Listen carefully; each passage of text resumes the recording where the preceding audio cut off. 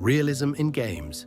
Realism is also a style of writing, art, or film that shows things as they are in life. That is the definition of realism for art, and this in the context of game can mean so much more. Does it mean the style like the Resident Evil remakes, or in the gameplay in Escape from Tarkov, and how to the communities surrounding these realistic games? Look at the realistic and more stylized game to compare Team Fortress 2 to games like Tom Clancy's Rainbow Six Siege and Valorant. These games can be seen as realistic. Let's start with the more realistic side of the spectrum. With Rainbow Six Siege, this game leans heavily with the realistic slow gameplay of slowly clearing room, moving through the map, making your way to the bomb, being stopped by the defenders by their arsenal of guns and gadgets in an in-law training exercise. The atmosphere of breaching the site and making a full team push to the slow and eerie silence when making a stealthy approach. This is where realism can be effective in reading the tension in the game, but this can also be seen in the community, in the way they have diffused a lot of that tension with optimized strategies that are the same. Even if the art style is ultra-realistic, the game has many unrealistic parts, for example a heartbeat detector that reveal attacker positions, but due to its presentation doesn't seem as out there as some of the stuff in, let's say, Valorant. But that is due to the player's suspension to disbelief, allowing the many unrealistic elements to appear as realistic. Look at Scopos is two bipedal robots that are remote-controlled of the map that might not sound too out there, but that fact that the two robots that act just as the other operators is not realistic, but due to the presentation doesn't seem to sci-fi. How does the community surrounding this ultra-realistic game act?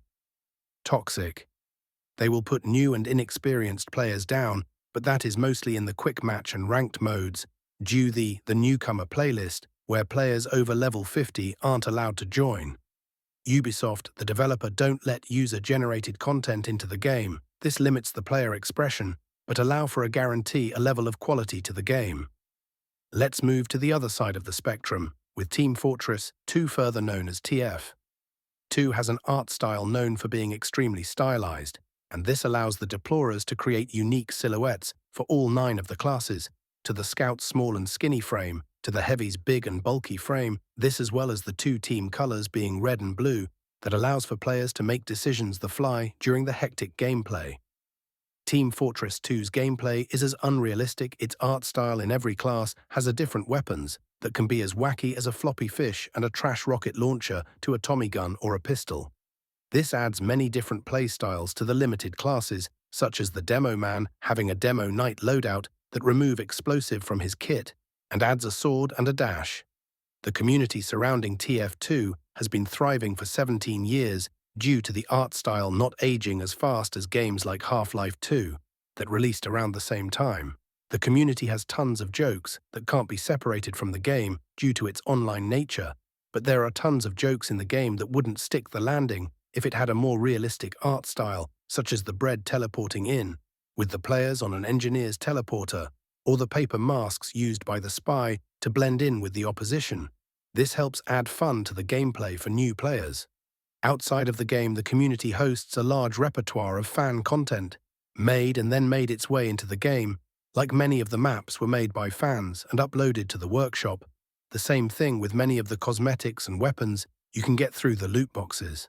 Valorant has a mix between realism in the gameplay and stylized art style. Let's start with the gameplay. The gunplay is in the same road as CSGO, having slow and methodical with the economy to help with the balancing, but it also has abilities that mix up the gameplay that could become repetitive.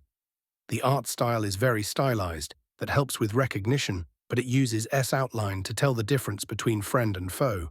That can be effective. They use the stylistic art style to be as clear as possible to become a competitive game viable in esports, with precise gunplay, with faster short burst of movement, where fast decision-making is useful, as well as having a relative simple style can help keep price and file size down, helping games run on older hardware. In conclusion, I think that an art style can make or break a game, but affect how the game will be perceived, as well as it can be smarter to make a stylized game that helps the game get to more people with low-end hardware, or to help keep a high frame rate.